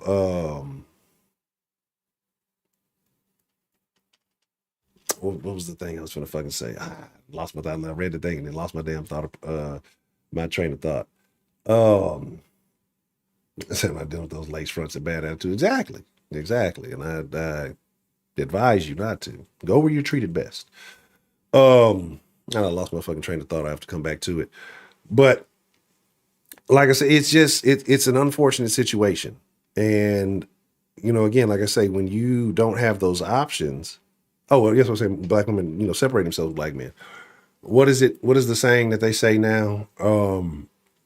Black men, straight black men are the white people of black people. This is black female logic and gay black man logic. This is the like that's what it is. That's statements that you hear made often. It's like, what does that even mean? Like, make that make sense. But again, yeah, that's I guess I'm a fucking homophobe. And I'm okay with that. Right? I identify as. Anyway. Anyway, but like I said, so it's just like I don't get it. I don't comprehend it. I don't wake up with that much anger and vitriol in my heart that I'm just mad at everybody. I wake up with crust in my eyes, and that's what I'm mad about. Get them damn eye boogers out of there. All rough, scratching up the side of my face, trying to get that shit out. That's probably the angriest I am. When I wake up and look at I don't look at people and be like, oh, look at that person. The only people I judge are single women with large dogs. And I'll just leave that alone. Yes. Yeah, this is what they say, right? This is what I'm saying. Like, so the black women and the gays, have formed an alliance against the black man. But black women are so goofy. Like they don't realize the gays and the alphabets are trying to edge you the fuck out, right? Especially black women. Like especially black women. Even think about it. Think about it. When you see like these who was the little fun boy that Biden brought into the that Biden brought into the White House? Like when you see all these gays, even like the white flamboyant, who do they act like? They act like black women. Or do black women act like gay men? But anyway, but the reason I say this is because look, I don't get it. I guess maybe because you feel safe, comfortable, you don't want whatever. I don't know. And I don't know why this is a thing. But again, this is causing nothing but division and turmoil within the quote unquote culture. But again, like I said, my black card has been revoked, been taken. They took my. I tried to go to a black food spot, and they overheard me on the phone. They didn't like my conversation. They asked me my black card. They took that shit out in front of me and just cut it up. They cut it up in front of me, ripped it, dropped it in the trash like they used to do when your credit card was overdone back in the gap. They cut your shit. They cut my black card up, man. I ain't got no black card no more. I'm not even gonna reapply in 2022 because I don't fit the criteria. So, but yeah, but like I said, so you say you kind of feel like it's a lie. Well, find out. You gotta. I mean, figure it out. I mean, you gotta check. I mean, if you're interested, if you're not, don't get pressured into some shit. But yeah, yeah. I tried to give me an orange soda. They slapped my hand. They was like they had a button behind the counter or something. They just cut the orange off. I couldn't get that shit. But no, all bullshit to the side though. Like you know, it's so goofy. And let's be honest. Like let's be honest. We're all human beings here. We're sensible. Oh wow, Don Lemon. They must be finna be out of a job. So that's what a lot of those whatevers. Um, but the thing about it is this. The thing about it is this. I like to think I'm a semi-rational person. So I do know I speak with a little bit of hyperbole. I know I speak in extreme generalizations and things like that. But at the same time, you know, it's not as extreme as you want to believe. I think I might have told y'all about this last week, but my old lady like found like this little podcast thingy thing that she was fucking with for like a week. She stopped doing it, but I guess it was for like moms and shit. And it would just be the shit that would be going on in here. And the shit that they be saying was like a lot of women, a lot of particular types of women. Um, it just makes you lose out on hope for the future. Like things are never going to be the same. And not making me lose out, but I guess your average person, which is if you heard these things, you'd be like, there's no way people are really saying this and really be like, is this a joke? Am I being trolled right now? Like, or are you trying to be funny? But this is seriously how people believe. Like, this is how um, people think. Oh, absolutely. Absolutely. A shit ton of ignorance. I'll do. Oh, you say what you live with the dogs? No, hey, hey, hey. Hey. All I'm saying, I don't trust single women with big dogs. I've seen too many stories. Anyway, like I said, it's just, bro, I'm a person, um, I like exclusivity. I see nothing wrong with that. Like, I don't believe we were designed to be members of extremely large communities or active members of extremely large communities. Globalization has its benefits, it has its drawbacks. And I'm not talking about let's all make this one world government. I'm not talking about that. I'm just talking about being able to access, you know, through the internet and other means of communication. Like, that's cool, that's neat, and that's nifty. But I believe in exclusivity. Like, everything ain't for everybody. Like, I firmly believe that. But we live in this world now where people are trying to force everything upon everyone, right? Well, it's not that. People are trying to force things on the people who don't want them, right? And then the people who are doing the forcing aren't accepting or tolerant of, alternative thoughts and or behaviors, a la Joe Rogan. All these no-name, unknown, old entertainers and motherfuckers don't nobody give a fuck about, crying and complaining. I'm pulling my show off Spotify. Well, obviously, we weren't making any money. Let me tell you what's going on with Joe Rogan. Let me tell you what's going on with Joe Rogan. Has nothing to do with misinformation. It has everything to do with money. Joe Rogan gets $100 million. I wish I still had that list because T-Pain had shared a list and showed what it took on each platform for him to make, I think, $1. Like how many plays it took. And it takes hundreds, depending on the platform. Usually, let's just say it averages out about 125. Let's just say that. To make $1, right? Because you're making like fractions of a penny per play. So you got a bunch of old artists who nobody's listening to anymore. What's the best way I could hype my shit up without releasing new music or dying and not seeing any of the benefits of, these increased plays now that I'm dead because everybody misses me and loves me? Oh, I can start some kind of bullshit ass controversy. Let's be honest. Nobody was listening to no fucking Neil Young. Neil Young will remember. Old Southern man don't need him around anyhow, right? I heard old Neil put it down. Yep, see, and y'all say that the rock and roll motherfuckers wasn't dropping diss tracks.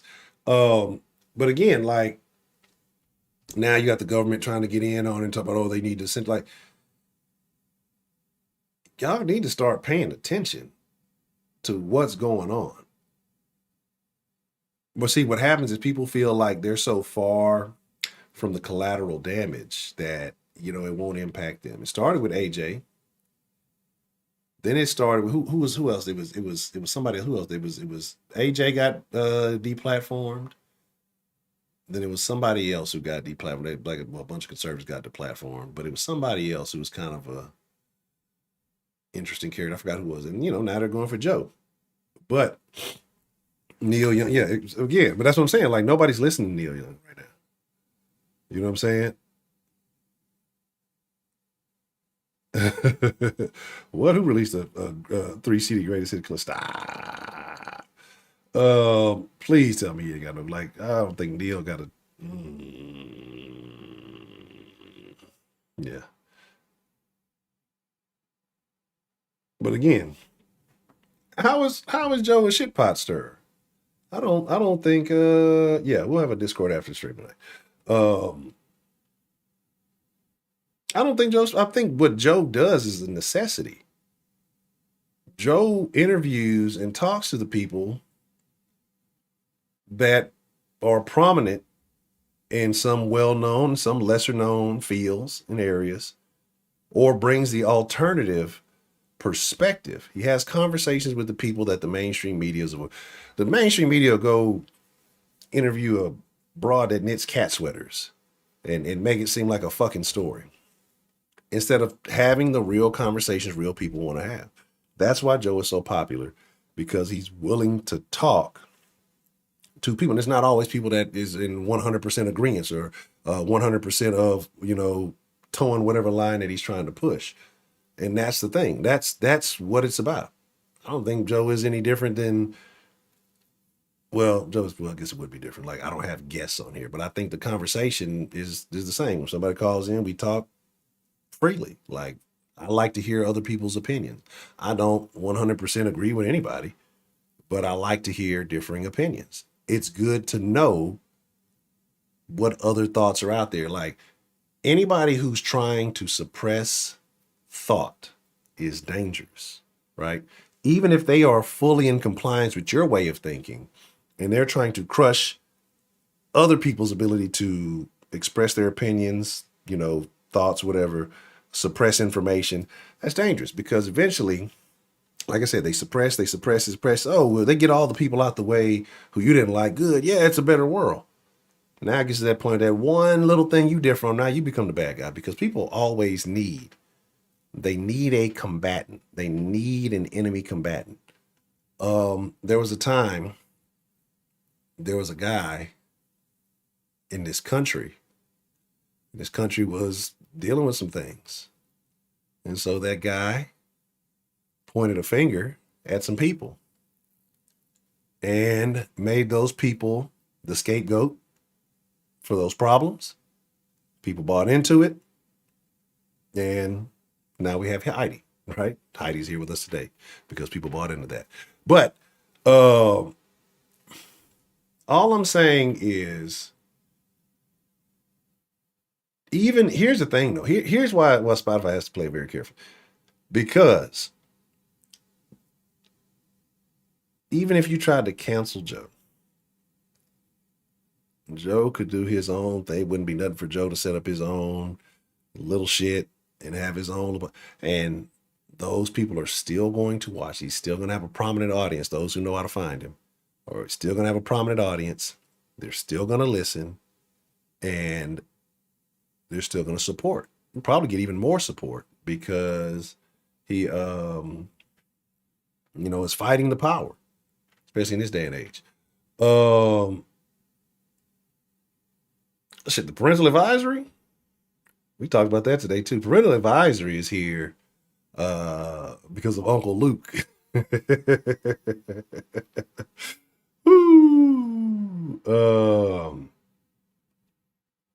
Uncle Luke was a wild man. But again, like I said, it's just, yeah, man, like you'll be surprised. Adults that you could ask and say, would you prefer to hear the honest truth, or like you said, the comforting lie? I don't have accurate numbers, but I'm willing to bet you that it leans more to the lie. Like, I don't think it's super. I don't think it's something like 80-20, but I don't think it's 50-50. Maybe 60-40, right? Maybe 55-45, somewhere in there. But I think it leans a little bit heavier to the people who want to believe the lie. That's why we're in the situation we're in right now. Like, right now. Now to see him going to the school. But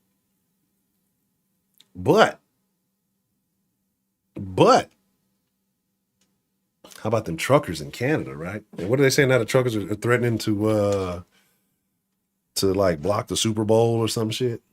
I would love to see it. I would love to see it. I agree with you, Ty. Like, you can make a stat say anything you want to. Doesn't matter. Doesn't matter what the stats say. With the proper wording to, encase the stats, and to make it, fit whatever narrative you're trying to push. You can make a stat say anything. You can make numbers say whatever you want to. People eat up. I don't know if y'all remember, what was that? This is when I first learned statistics and all that shit was bullshit. Used to be a standardized test called the TOS test. That lets you know how old I am, because it's been gone from TOS to TAX to the STAR test, and now it's something else. This is in Texas, right? Standardized tests are stupid, but hey, America. But standardized tests are stupid because they're racist. That's why they're racist. Yeah. Anyway, I'll get into that. But like I said, it's just that those numbers. I remember we used to have to, there was a writing portion, right? And this was like in elementary when they half the time all they do is teaching you how to take the damn test. And so they would be like, okay, when you write, whatever the story or whatever, the prompt asks you to write, it's good to use statistics in your writing. You just make up statistics. I remember my teacher telling me to make up statistics. Okay. And I remember doing that shit on my paper, and I got like the whatever the high, because I think you get like a 4 was the highest. Like it was like a 1, 2, 3, 4 for the writing portion. And like I got a 4 on it. I made up a bunch of shit that made no sense. I forgot what the fucking shit was. I just threw some statistics in there. I know there was a 72% in there somewhere. That's the only thing I remember. But it's all bullshit, man. And again, like, what do the statistics matter if the situation doesn't really apply to you, right? Like, what they did a poll of Americans in January, and 82% of them believe, or black people believe, racism was alive and well. Well, I don't fit into that. So, like, why do I even give a fuck? That's all. That's unfortunate. I don't really care. But like I said, all these things can alter the way you think about stuff, the way you view stuff. That's why they do it. These studies. Who's the person conducting the study, the survey, the test? It's the control group. What is like these things can be designed in a certain way that they can be misleading. They can be misinforming. I think that pretty soon we're going to get a shit ton of information that's going to be released to the public, and people are going to be appalled by what they discover. But what's going to happen is that these people have bought into the bullshit so much. They've bought into the bullshit where they're committed to it. So they're just going to go along with it and continue to ride that roller coaster until you hit that part where the fucking screw's loose and the whole fucking thing collapses, right? Or you stuck on the ride and you're hanging upside down, and it is what it is. So it just is what it is, man. Like, I'm a firm believer now that, you got to make your own rules. You got to play by your own fucking rules, right? That's what the winners do. Like, who is the person that told you can't? Like, what is their resume? Who is the person that says that this is impossible? It shouldn't be that. Also, another thing I think is really weird. Also, I think is my test terrible. Oh, you said they banned a group over? Yeah, and I think about that because what was that? GoFundMe. The motherfuckers had like $10 million, and this is what GoFundMe said they're gonna do. This is how crazy this guy. Like, motherfuckers these corporations like, oh, we're gonna do whatever you want to do, you little idiots. And them motherfuckers had $10 million in donations. GoFundMe said, fuck you guys. They took their shit down and then said, we're not refunding any of the money. We're going to give it to charities that we support. Right? Like, that we support. I believe that for some reason, I truly do believe it. Something else I'm going to add to that, but I'm not. Before they switched to tax. Okay, yeah. So yeah, that's like I think I was the last of the TOS test, and then like right when they were switching it to tax, that might have been my senior year or something. So like we had to take it, but like it didn't count or something because they were just implementing it. And it was some other shit and some shit like that. I don't know. I believe it coming from you, Heidi. But that's the thing. Like, and I agree. Classic case. Like, what's the problem with a conversation? We live in a society that says having a conversation is violence. If I have a conversation with someone about something they don't something that they don't agree with me with, they call it violence. Now, of course, not the majority of sensible, sane, competent adults, because we have contentious conversations every day in the damn Discord, right? And we still come back to the motherfucker every damn day, still talking to each other, still talking shit to each other. I don't know. There's been a few fallen bodies that ain't never make it back, but that's another thing. But for the most part, you know, what you see nowadays, you see these people crying, complaining, bitching. I need $15 to work at McDonald's. Okay, well, we're gonna replace you with the fucking thing, or you know, just everything that's going on, right? And you have a conversation with some people, and they, and blame parents, they can't deal with conflict, and it's not even a serious conflict. They can't deal with disagreement these days. Like it's, I don't know, man. Like I have no idea. I have no idea, right?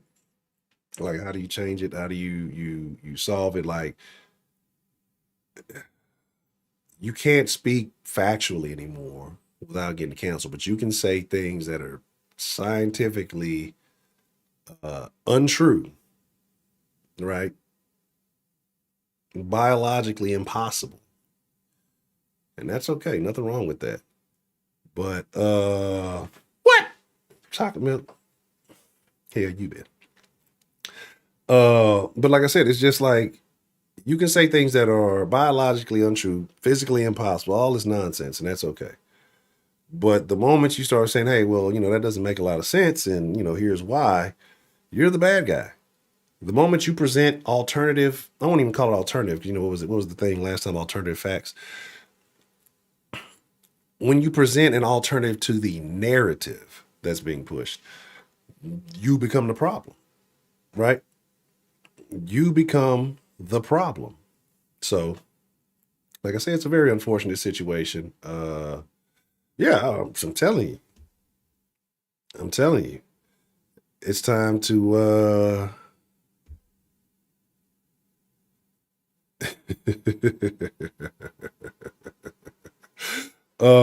yeah, they definitely need to stop using GoFundMe. Uh yeah, that's where we are.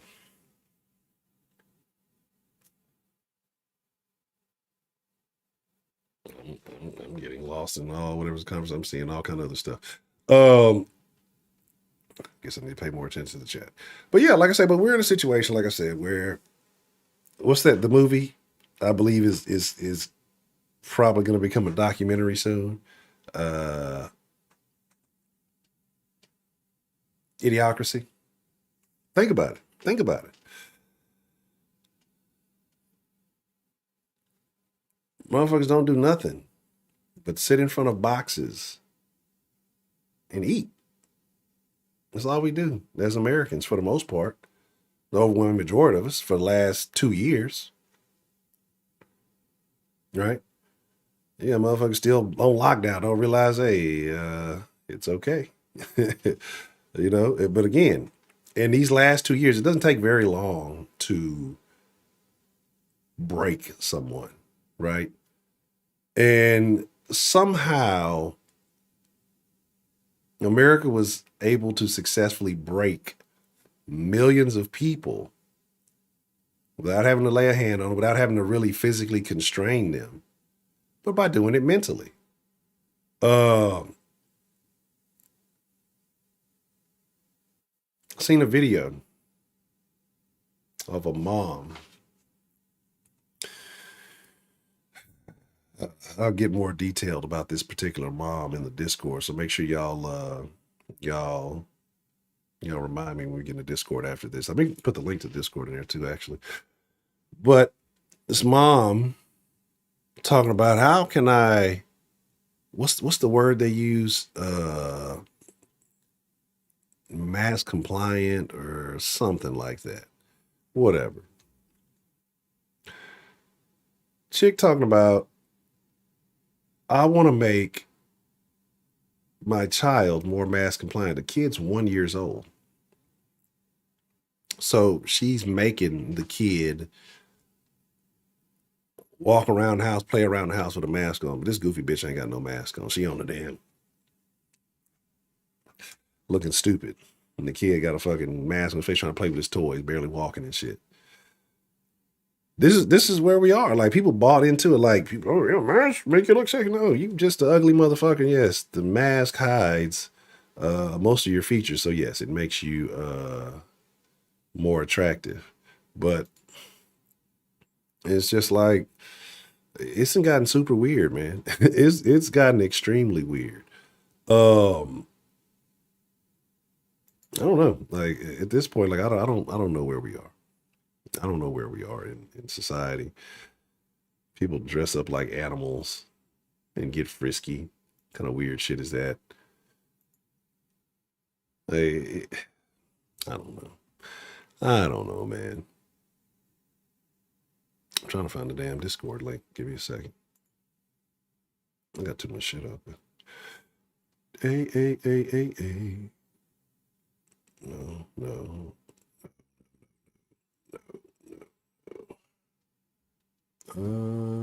Actually, might not have had it open. Cool. Oh, that's right. Heidi is a furry, isn't she? I knew it. Heidi probably dressed up like Sonic the Hedgehog and shit. Let me get this linky link here on 55th Street. That's hilarious to me. No,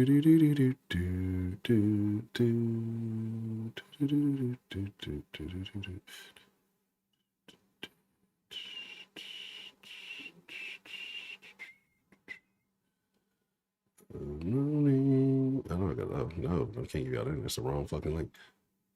Here it is. I'm over here reading other shit. Y'all know I get distracted. I got like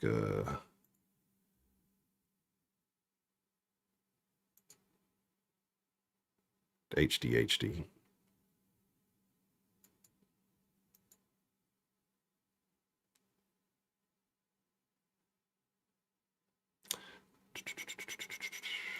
Make sure I put the right time on it. 12 hours, 5 uses. I don't think I'm 10 just in case. I don't think we need that many.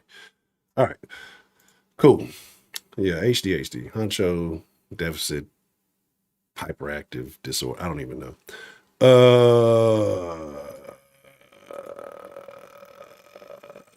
Paste. Heidi over there dressing up like fucking Sailor Moon and shit. A deer dude. What are you talking about, deer dude? Oh. Oh no. You know, I don't know. I don't know, man. Like, I don't know. I just think we need to get back to reality. I think we need to get really, we got to get back to reality. We got too fucking nice, too friendly. Like there are tiers in society. There are levels, right? Like there should be like an American caste system, like a movable caste though. Like you can work your way up or you can decline, but it must be stated. Like it must be addressed. It must be addressed. How much? Now? Like right now? None. Absolutely not. But so it is what it is. Reality is what you make it. I think we need honesty, right? So like I don't say we need to fat shame, but we definitely don't need to like fat promote, right? That's a definite thing. Um we shouldn't tell people quitting on your job is bravery.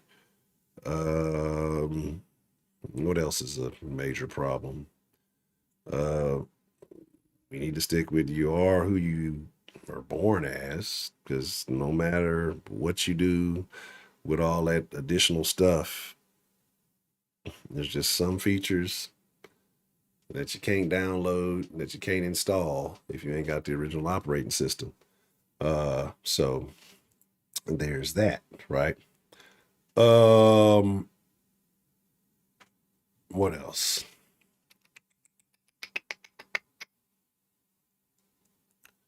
Feel like we should be telling the kids who aren't good at sports, you're just not that good, right? Like, stop. There should not be everybody wins. There shouldn't be participation trophy sports. You know what I'm saying? No, there's a thing. Look here. Hold on. Oh, whoa. Fucking Delta. That's funny.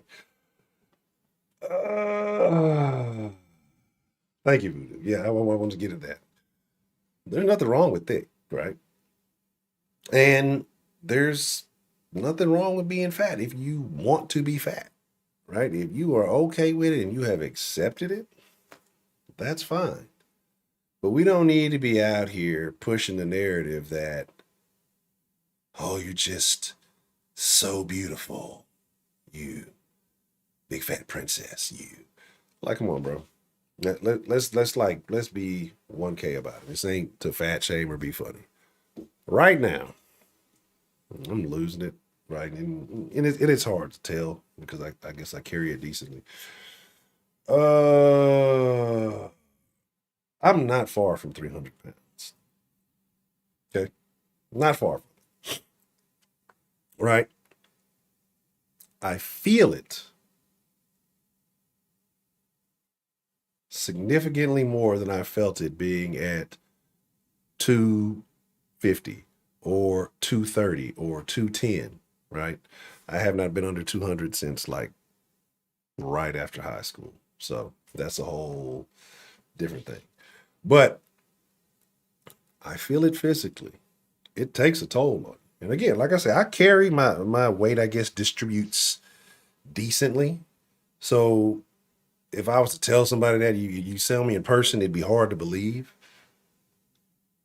Like it'd be hard to believe that, but it is what it is. Um, but I imagine people who are much more disproportionate than I am. You see them every day. You see the large swollen ankles. You see the discomfort. Let's be honest. There's just physical limitations that come with that, right? Them stairs are a lot more difficult with that added weight. The safety of the people around you, depending on what kind of situation you get caught in, can be a hindrance. So all I'm saying is if you choose to do that, cool. But there should not be any celebration of you doing that. Like the chick who was talking about her fucking arm was too big for the damn blood pressure bands or whatever. They use the big one. Like, we should be saying, well, that's a you problem. These are based on the average human being. And if you're so far from that average that these things are not working for you, it's not our job to accommodate you, the singular individual, or the two or three individuals that may have this problem, as compared to the millions of other people who don't. Just because you're a squeaky wheel, like we need to start saying, hey, that's a you issue. We need to stop trying to force companies to take a knee to the bullshit, to the pressure from goofy ass consumers. Like the broad, whoever sued McDonald's for the hot coffee thing some years back, like, they should have never got paid. You're stupid. That's a you problem, right? So it's a crazy, crazy thing, right? Big bone brother. But again, well, I like Farrakhan. It was in a locker room.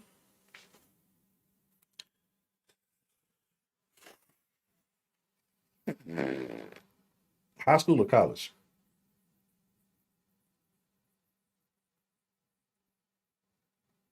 There definitely was a difference.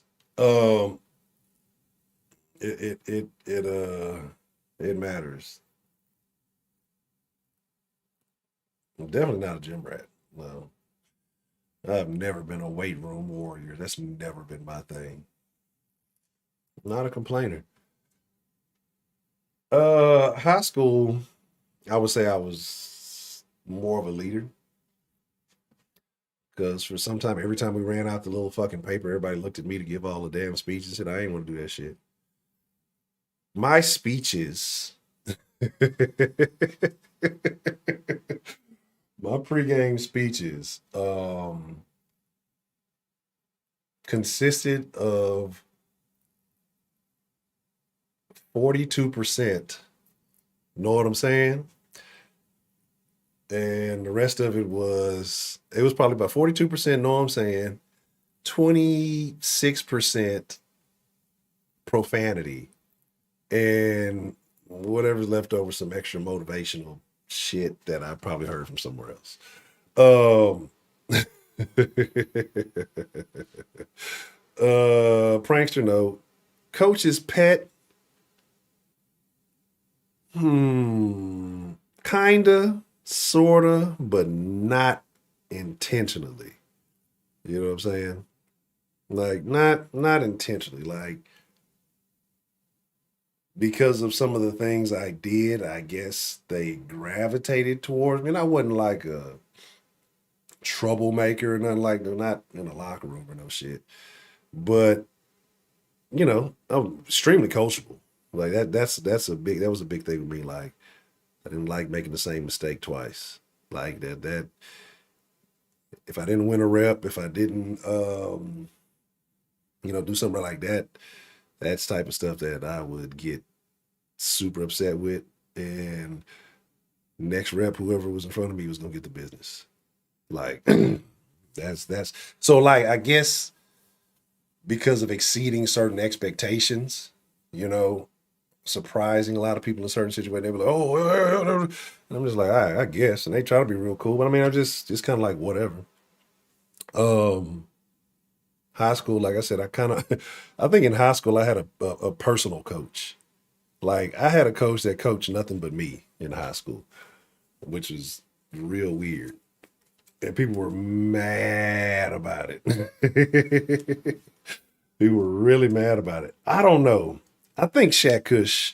I think we shared the story in here a long, long time ago. And I'll tell this story, and then we'll head to the Discord. I'll put the link in there. Shit, I'm not telling the coach shit.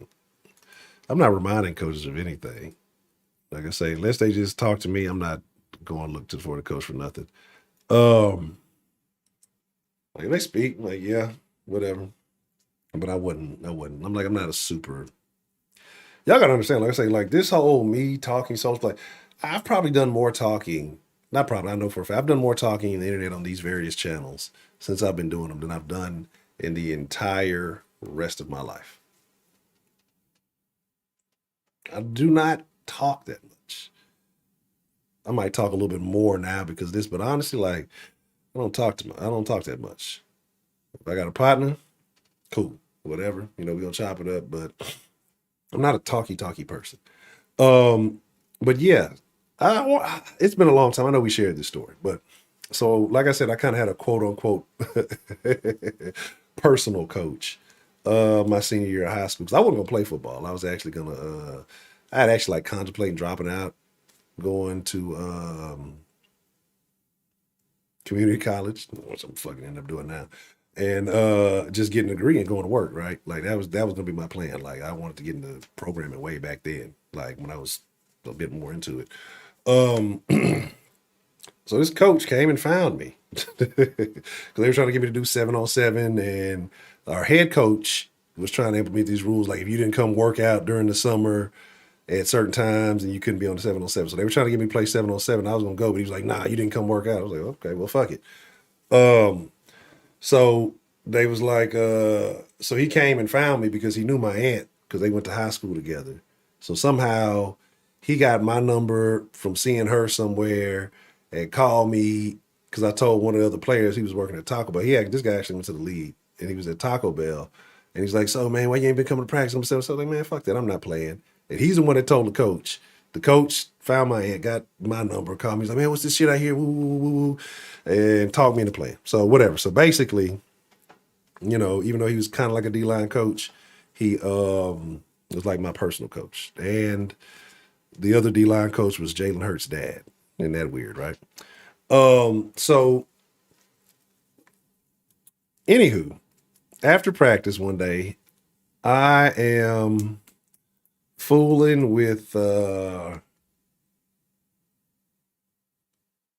Shaq Kush. This might have been actually my junior year though. Yeah, and I was gonna ride home with Shaq Kush. So I forgot what happened, how this whole thing started. I think it was actually me and my best friend, and Shaq was coming to pick us up. But I want to say he had the town car at the time, the Lincoln Town car, and for whatever reason,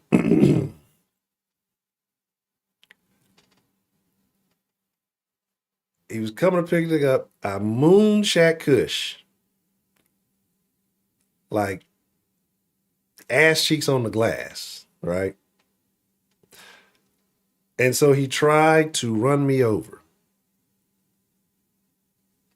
So again, I don't remember how all of that, but I do remember being on the hood of the car, and there was a street that separated. Like, here's the field house, there's a street, and then school was over here. So it's kind of away from the school a little bit. And so that street, he was driving on that street, and so I jumped on the hood of the car, and I guess he went that way, and he kind of like turned around and was coming back down the street. I'm on the hood of the car. Like, oh, he's not going terribly fast or nothing crazy like that. This coach happened to come outside the field house and saw that shit, right? So you'd have thought he was going to chew me out and woo. When I say he gave Shaq Kush the business, didn't tell me nothing. Didn't say anything to me. Blamed it 100% on Shaq Kush and got on his ass. Like, and since that day, Shaq Kush does not like this dude. He hates him. Every time I bring his name up, he gets super mad.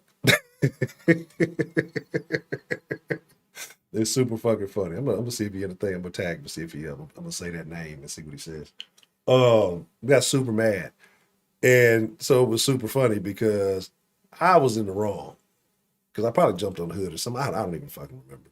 But yeah, but Shaq Kush got chewed out and got in trouble for that shit. And it was fucking hilarious. Me and my best friend, we rode back that day, just laughed. He was so mad. He wanted to shoot the fucking coach, everything. Like, he was pissed off because he got in trouble basically for some shit I did. But, it is what it is.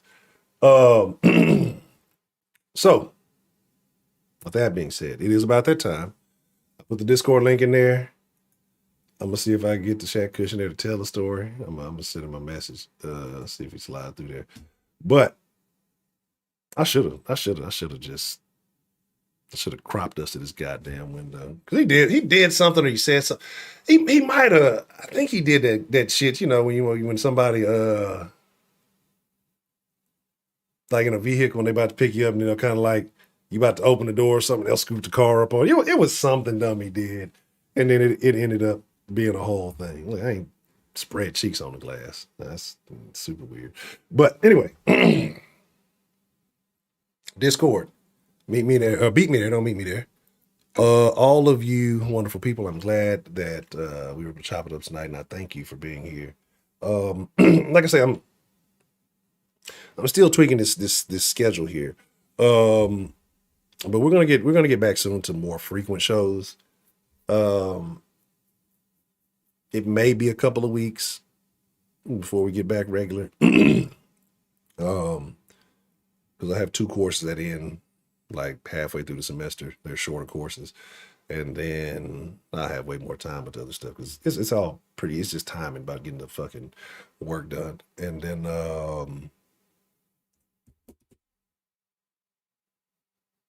yeah, we're gonna get back to it. But like I said, got a lot of stuff coming up, and may have a little collaboration with a den folk. The den folk that y'all know and love. We may have a little collaboration, start bringing some different content, because that's something I really want to do this year, is bring some different content. I want to show y'all a different side of Honcho, and now I can do it and not have to worry about if things get out of hand, But if you've been in the Discord, y'all, some people have heard some of it, right? But you just got to be there. All right. With that being said, I thank y'all. I appreciate y'all, man. Sincerely, truly. I want y'all to take this with you. If don't nobody, let me say don't know, that's a double negative. If no one tells you that they love you, that they care about you, know that Honcho loves you, know that Honcho cares about you. I am truly concerned with each and every one of your well-beings. I thank you all for being a part of this community. It means much more than I can explain, but I appreciate all of you. Thank all of you. It's been my honor, my privilege, and my pleasure to get to chop it up with y'all tonight. Like I said, I'm gonna try to do something else this weekend. Like I said, I got a paper and some shit I got to knock out. I might just do all that tomorrow, and I'll try to maybe I'll do a hair appointment on Monday. And if I can get another one in, I'll try to make it known a little bit earlier. And I'm just gonna rock like that. But with that being said, if not, then we'll definitely do it next Friday at 10. But like I say, I'm gonna start dropping some shit throughout the week, so it ain't just these long gaps in between conversations. So it is what it is. What the fuck? That's weird. But all right, I'm done. I'm gone. What the hell is Heidi talking about?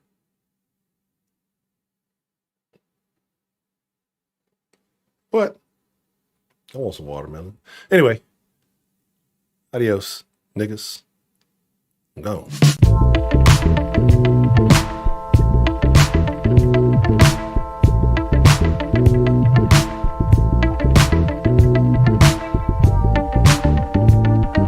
Heidi's OnlyFans is half off until Valentine's.